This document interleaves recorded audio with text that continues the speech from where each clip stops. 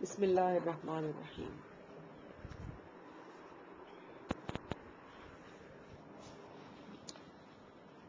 جنگ احزاب کو 1 سال ہو گیا تھا۔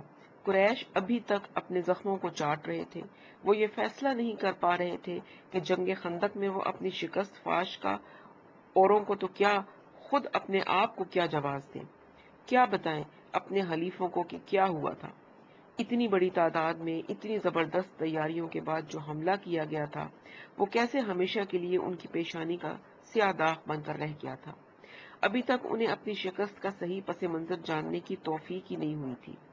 انہیں ابھی تک یہ باور نہیں آ رہا تھا کہ وہ اس ازلی جنگ کے بد نصیب فریق ہیں جو روز اول سے حق اور باطل کے درمیان چلتی آ رہی ہے، اور جس میں بالآخر باطل کی قوتوں کو ہمیشہ سرزنگوں ہونا پڑتا ہے۔ سعد بن معاذ کی شہادت کا ثانیہ بھی گزرا، اور ایسے کہ مدینے کے زمین اور آسمان ہل گئے۔ اچھی خبریں بھی ملتی رہی، مختلف قبائل کے وفود بھی آتے رہے، اور حلقہ اسلام وسیع ہوتا چلا گیا۔ ایک دن شوال کے مہینے کی آخری تاریخیں تھیں کہ رسول اللہ نے ہمیں اپنا ایک خواب سنایا کہ وہ احرام باندھ کر سر کا حلق کرائے خانہ کعبہ کی کلید ہاتھ میں لیے خانہ کعبہ میں داخل ہو رہے ہیں۔ ساتھ ہی انہوں نے اعلان فرما دیا کہ وہ عمرے کے لیے تشریف لے جائیں گے۔ ذی قعدہ کی پہلی تاریخ کو پیر کے دن حضور نے مدینے سے کوچ فرمایا۔ کم و بیش 1500 صحابہ ہمراہ تھے۔ ان کے ساتھ قربانی کے لیے 70 اونٹ بھی تھے۔ عمر اور سعد بن عبیدہ کا خیال تھا کہ ہم دشمنوں کے علاقے میں جا رہے ہیں، قریش سے راستے میں بھی خطرہ ہے، اس لیے سب لوگ مسلح ہوں۔ مگر حضور صلی اللہ علیہ وسلم نے فیصلہ فرمایا کہ کوئی اسلحہ ساتھ نہیں ہوگا، صرف تلواریں ہوں گی، وہ بھی میان میں رہیں گی۔ خود حضور صلی اللہ علیہ وسلم نے تلوار بھی نہیں لی۔ انہوں نے فرمایا کہ ان کا مقصد عمرہ اور صرف عمرہ ہے۔ ہجرت کے بعد ہم پہلی بار مکہ جا رہے تھے، مکہ جہاں ہمارا سارا بچپن گزرا تھا۔ مجھے اکثر اس شدت سے یاد آیا کرتا تھا کہ اکثر میری آنکھوں میں آنسو بھر آتے تھے۔ ایک بار میں نے مکے کی یاد میں چند اشعار بھی کہے تھے۔ کاش میں ایک رات اس میدان میں بسر کرتا جس میں میرے ارد گرد وہ خاردار جھاڑیاں اگی ہوئی تھیں۔ کیا وہ وقت کبھی پھر آئے گا کہ میں کوہ مجنہ کے چشموں میں سیراب ہوں؟ کیا میں اپنی زندگی میں کبھی پھر مکے کی پہاڑیوں کے بالمقابل کھڑا ہوں گا؟ یہ ان دنوں کی بات ہے جب ہم نئے نئے ہجرت کر کے مدینے آئے تھے۔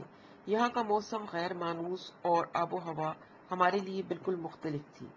میں اور عامر بن فہیرہ دونوں ان ابتدائی دنوں میں ابو بکر کے گھر میں رہتے تھے۔ عائشہ رضی اللہ تعالی عنہا کے کچھ دنوں پہلے رخصتی ہوئی تھی۔ اتفاق ایسا ہوا کہ مدینے میں موسمی بخار کی وبا پھیل گئی اور ہم تینوں اس کی لپٹ میں آ گئے۔ بخار اتنا شدید تھا کہ ہم تینوں کئی گھنٹے نیم بے ہوشی کے عالم میں پڑے رہتے۔ ایک دن عائشہ اپنے والد سے ملنے آئیں تو ہماری حالت دیکھ کر بہت پریشان ہوئی۔ انہوں نے اپنے والد کو بیمار دیکھ کر ان کا حال دریافت کیا تو ابو بکر نے ایک شعر میں جواب دیا۔ عائشہ کم عمر تھی، ان کی سمجھ میں کچھ نہ آیا تو عامر سے رجوع کیا۔ ان کا حال پوچھا تو انہوں نے بھی جواباً ایک شعر پڑھ دیا۔ اب تو عائشہ واقعی بہت پریشان ہو گئی۔ میری حالت دونوں سے قدرے بہتر تھی، مگر اپنی بیماری کے عالم میں مجھے مکہ بہت یاد آ رہا تھا۔ میں نے یہی شعر جو ابھی آپ کو سنائے ہیں ان کو سنائے تو وہ اس قدر گھبرا گئی کہ الٹے قدموں واپس چلی گئی اور حضور کو جا کر کہا کہ تینوں کے تینوں پر پاگل پن کا اثر ہو گیا ہے، بہکی باتیں کر رہے ہیں، دیوانگی طاری ہے۔ پھر انہوں نے اپنی یادداشت سے جو کچھ سنا تھا حضور کو سنایا تو حضور صلی اللہ علیہ وسلم نے مسکرا کر اللہ تعالیٰ سے دعا فرمائی کہ مدینے کی آب و ہوا، پانی اور اناج کو سب مہاجرین کے لیے مکے سے بھی زیادہ مفید اور موزوں بنا دے۔ ان کی یہ دعا قبول ہوئی اور مدینہ ہمیں ہر طرح سے راس آ گیا۔ آج ایک بار پھر مکے کی در و دیوار کا نقشہ میری نظروں کے سامنے تھا، ایک گلی ایسے جیسے سامنے نظر آ رہی ہو اور ان میں گھرا ہوا اللہ کا گھر۔ پہلی منزل پر آرام کے بعد رسول اللہ اور ان کے ساتھ اکثر صحابہ نے احرام باندھ کر عمرے کی نیت کی، دو دو نفل ادا کیے۔ سرور کائنات نے اپنی قربانی کے اونٹ منگوانے کا حکم دیا۔ میں لپک کر ناجیہ کو بلا لایا۔ بنو اسلم سے تعلق رکھنے والے یہ صحابی قربانی کے اونٹوں کے نگران تھے۔ انہوں نے اپنے اونٹ پر دایاں ہاتھ حضور صلی اللہ علیہ وسلم نے اپنے اونٹ پر دائیں جانب نشان لگایا اور اسے ہار پہنائے۔ باقی لوگوں کو بھی تاکید کی کہ وہ بھی اپنے اونٹوں کو اسی طرح قربانی کے لیے تیار کریں۔ تیاری مکمل ہوتے ہی انہوں نے کوچ کا اعلان فرمایا اور لبیک اللہم لبیک کا نعرہ بلند فرمایا۔ سب اس نعرے میں شریک ہو گئے اور کوہ دمن اللہ کے حضور اس اعلان سپردگی کی باز گشت سے گونج اٹھے۔ بہار کا موسم تھا، ہوا معتدل تھی، دور دور تک پھیلی ہوئی جنگلی جھاڑیوں پر چھوٹی چھوٹی ہلکے سبز رنگ کی پتیاں پھوٹ رہی تھیں۔ یوں لگتا تھا جیسے زردی مائل بھورے ریگستان نے کوئی گہنا پہن لیا ہو۔ ہوا چلتی تھی تو نوخیز پتیاں یوں جھلملا اٹھتی تھی جیسے سارا صحرا کھلکھلا کر ہنس رہا ہو۔ جھاڑیوں کی اوٹ میں کہیں کہیں جنگلی جانور بھی نظر آ جاتے تھے جو ہمیں دیکھتے ہی خوفزدہ ہو کر ادھر ادھر بھاگ جاتے تھے۔ ایک مقام پر ایک گورخر نظر آیا تو ابو قتادہ جو احرام میں نہیں تھے اس کے پیچھے روانہ ہو گئے اور رات گئے اسے شکار کر لائے۔ حضور نے خود اور ان کی اجازت سے محرم حضرات نے بھی اس کا گوشت کھایا۔ قافلے میں وہ لوگ جو نو مسلم بھی شامل تھے جنہوں نے حال ہی میں اسلام قبول کیا تھا۔ روانگی سے قبل سرور کائنات نے قبیلہ قریظہ کی شاخ قاب سے ایک شخص کو پیشگی روانہ کر دیا تھا تاکہ وہ ہمیں قریش کے رد عمل سے مطلع کرتا رہے۔ جو ہی ہمارا قافلہ غسان پہنچا تو مخبر نے بتایا کہ قریش سخت تذبذب کے عالم میں ہے۔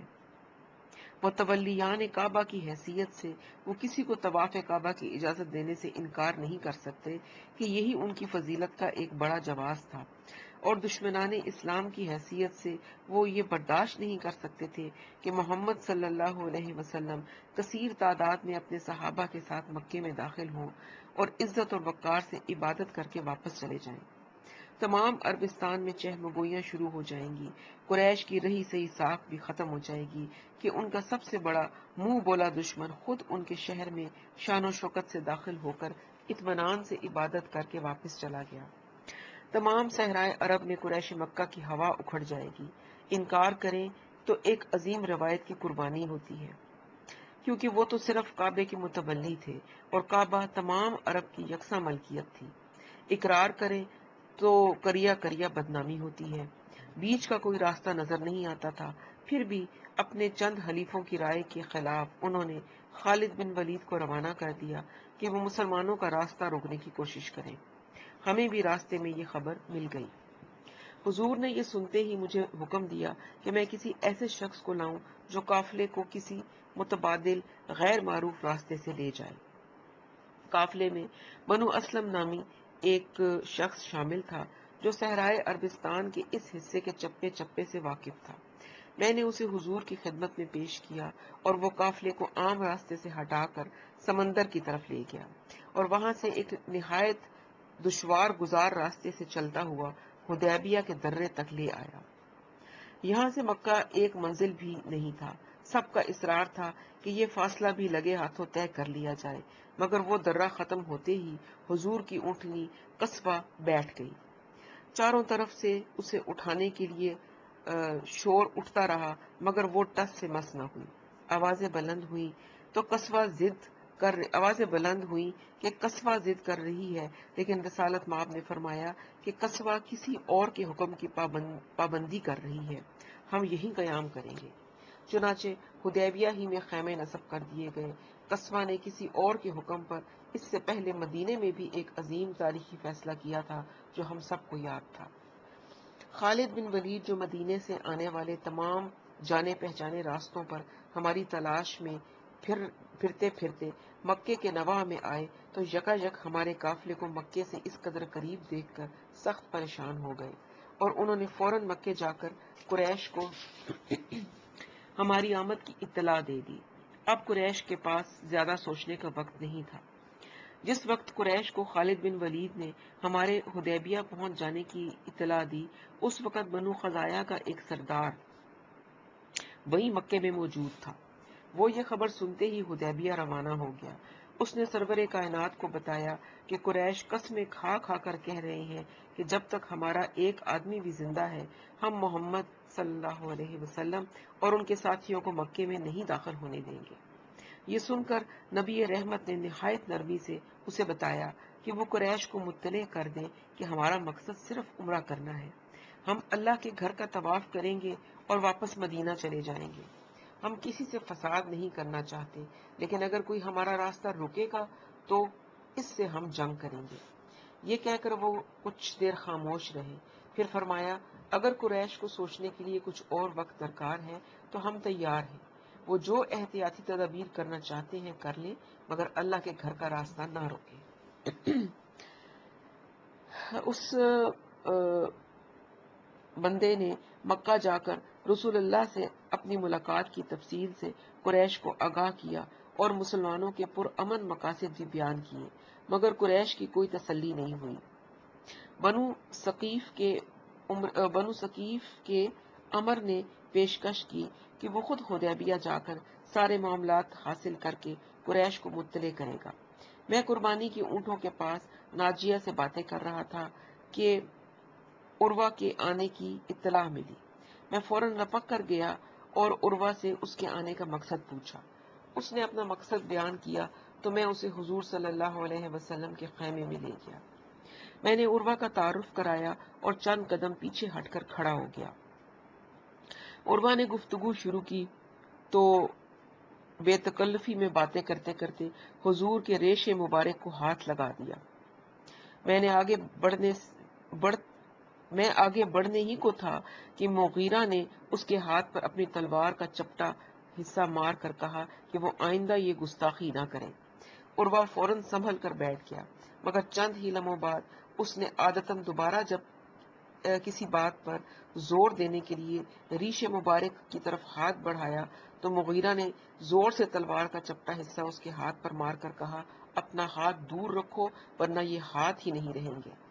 میں جانتا تھا کہ اس کی نیت نیک تھی اور عروہ محض اپنی عادت سے مجبور تھا، مگر ہمارے لیے یہ بے تکلفی حضور کی شان میں گستاخی تھی جو ہماری برداشت سے باہر تھی۔ عروہ معاملہ فہم تھا، بات سمجھ گیا اور چند لمحوں بعد جب وہ حضور سے گفتگو کر کے باہر نکلا تو اس نے دوسرے خیموں میں جانے کی خواہش ظاہر کی۔ میں نے اسے ساتھ لے جا کر سب اطراف کی سیر کرائی۔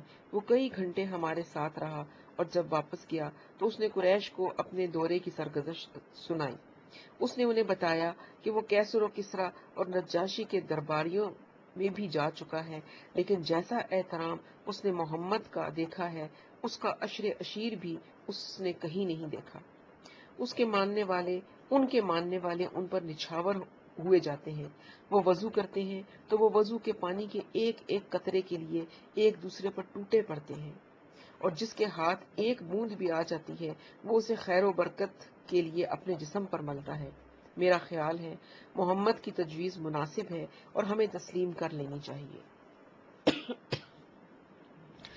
ادھر سرور کائنات نے بھی بنو کعب کی خراش کو اپنا سفیر بنا کر قریش کی جانب روانہ کر دیا۔ اکرمہ بن ابو جہل نے اس کی بات سننے سے پہلے ہی اس کے اونٹ کو باندھ کر اسے گرفتار کرایا، مگر بعد میں لوگوں کے کہنے سننے پر اسے رہا کر دیا۔ خراش نے واپس آ کر حضور صلی اللہ علیہ وسلم کو عرض کی کہ میں ایک بے وزن آدمی ہوں، آپ کسی ایسے شخص کو بھیجیں جس کا مکے میں کوئی حلیف ہو۔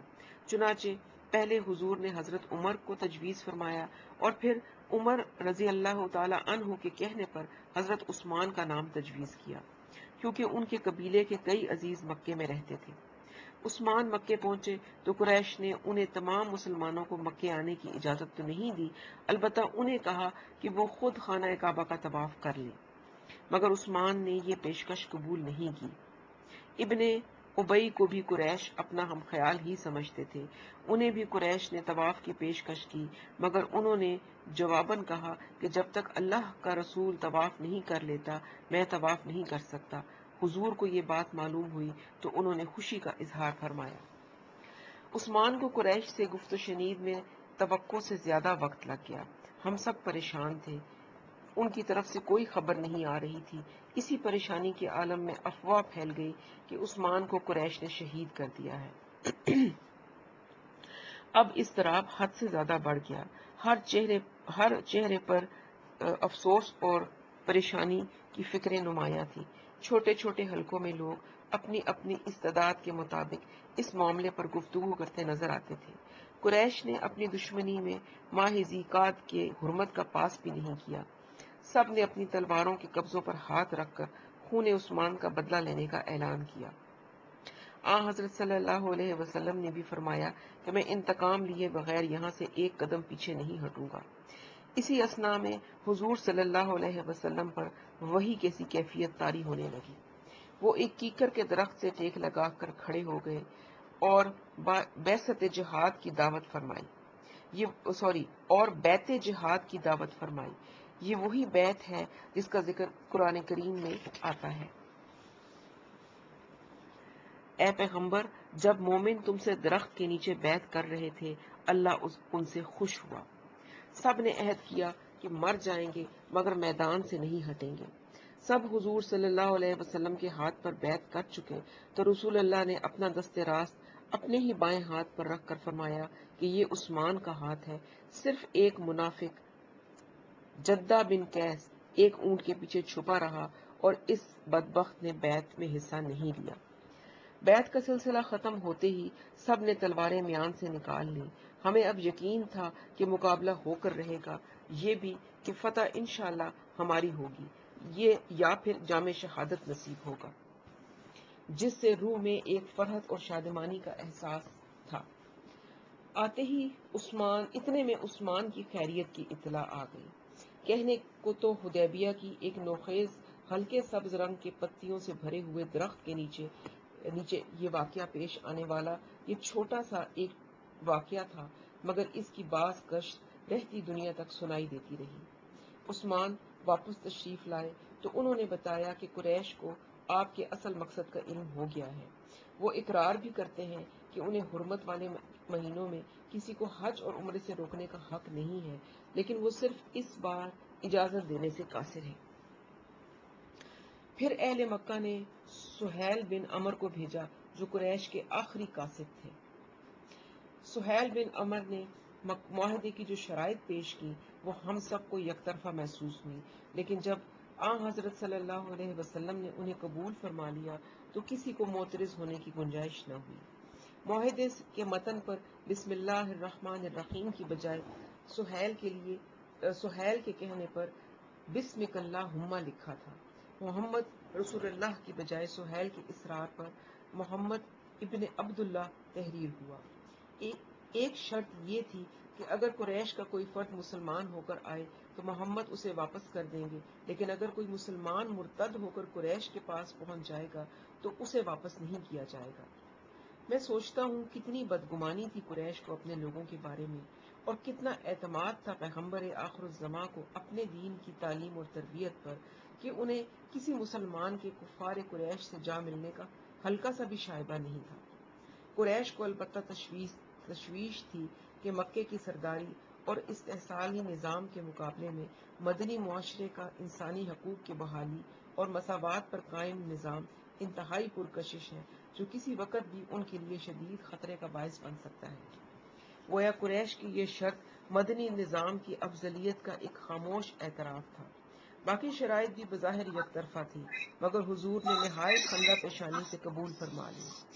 چند مسلمانوں خصوصاً عمر نے اپنی پریشانی کا اظہار بھی کیا، یہ اس لیے کہ رحمت عالم کی تعلیمات نے ذہنوں کو جکڑا نہیں تھا، غور و فکر کی اجازت ہی نہیں ہمت افزائی کی جاتی تھی، شخصی رائے کی آزادانہ اظہار کے بعد آخری فیصلہ رسول اللہ کا ہوتا تھا۔ ان شرائط پر انہوں نے فیصلہ فرما دیا تو یہ تلخ گھونٹ سب کے حلق سے اتر گیا۔ شرائط طے ہو گئی تو معاہدے پر دستخطوں کی تیاری شروع ہو گئی۔ حضور دائیں بائیں نظریں دوڑا رہے تھے کہ توثیق کے لیے کس کس کو بلائے۔ اتنے میں باہر سے بڑی دردناک چیخوں کی آواز سنائی دی۔ سب خیموں سے باہر نکل آئے۔ دیکھا تو سامنے ایک انتہائی دلخراش منظر تھا۔ ابو جندل سہیل بن عمر کے چھوٹے بیٹے چلا چلا کر مدد کے لیے پکار رہے تھے۔ ان کی حالت دیکھی نہیں جاتی تھی۔ پاؤں میں بھاری بھاری بیڑیاں، چلتے تھے تو ان کی جھنکار سنائی دیتی تھی۔ ان کے ساتھ ہمارے ساتھیوں کا ہجوم تھا۔ ہر ایک دم بخود کسی کی سمجھ میں کچھ نہیں آ رہا تھا کہ یہ کیا ماجرا ہے۔ سہیل کے بڑے بیٹے عبداللہ بن سہیل اللہ کی فضل سے پہلے ہی حلقہ اسلام میں آ چکے تھے اور اس وقت ہم لوگوں میں شامل تھے۔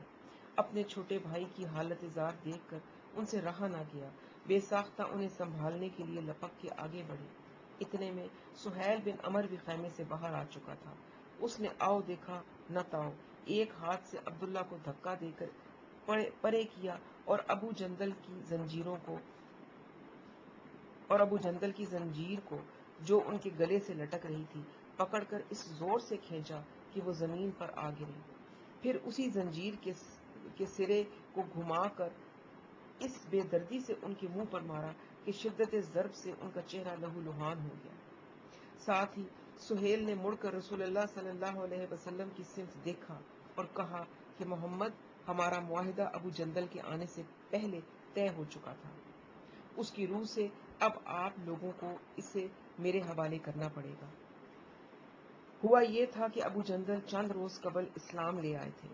سہیل بن عمر جو اپنے بڑے بیٹے کے مسلمان ہونے کا غم بھی نہیں بھلا پایا تھا، ابو جندل کے اسلام لانے کی خبر سن کر انتہائی سیخ خواہ ہوا کہ اس نے انہیں زنجیروں میں جکڑ کر مکے کے کسی تہہ خانے میں قید کر رکھا تھا، جہاں سے وہ کسی طرح زنجیریں تڑوا کر آزاد ہو گئے اور سیدھا ہمارے خیموں کا رخ کیا۔ یہاں ان کے ساتھ یہ ماجرا ہوا۔ رسول کریم نے کہ صادق اور عادل تھے، سہیل کی بات سن کر ایک لمحے کے توقف کے بغیر اعلان فرما دیا کہ ہاں، واقعی ابو جندل سہیل کے ساتھ جائیں گے۔ ابو جندل جو انتہائی بے چارگی کی حالت میں حضور کے فیصلے کے منتظر تھے، ایک بار پھر زور زور سے دہائی دینے لگے۔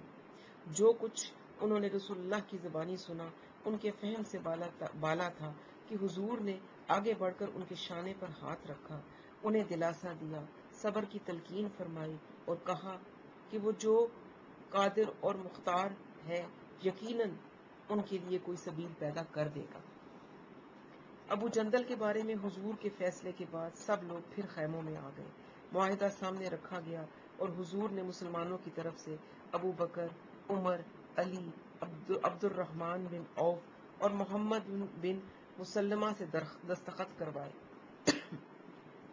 ان کے علاوہ آپ نے سہیل کے بیٹے عبداللہ بن سہیل سے بھی معاہدے کی توثیق کرائی۔